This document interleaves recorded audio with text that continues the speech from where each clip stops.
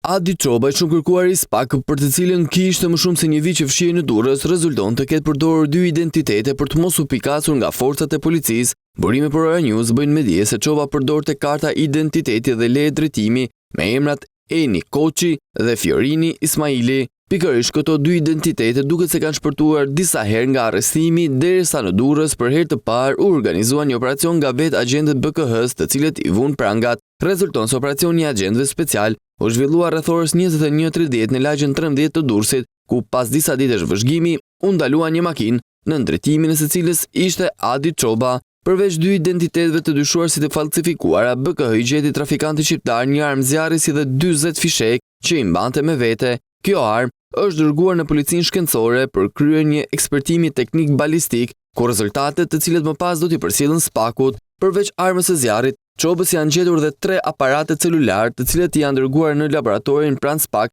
për t'u zbërthyer, një USB dhe 3 fletë me shënime. Janë gjithashtu prova që pritet të zbardhen më shumë detaje në ditët në vijim. Përveç akuzës së parë të trafikimit të lëndëve narkotike dhe organizatës kriminale, ndaj Çobës, prokuroria e Durrësit ka ngritur akuzat e falsifikimit të dokumentave, falsifikimi i letër njoftimeve dhe armbajtje pa leje dhe armëve shpërthyese dhe municionit. Me 21 maj 2025, SPAK dhe Drejtoria Hetimore Antimafia së Barit në mbështetje të Interpolit, zyrës së ekspertit të sigurisë pranë ambasadës italiane në Tiranë dhe policisë së shtetit, ekzekutuan 52 masë dhe arreste ndaj personave të akuzuar për trafik ndërkombëtar të sasive të mëdha të lëndëve narkotike, pastrim të produkte të veprës penale dhe krime të tjera të lidhur me to.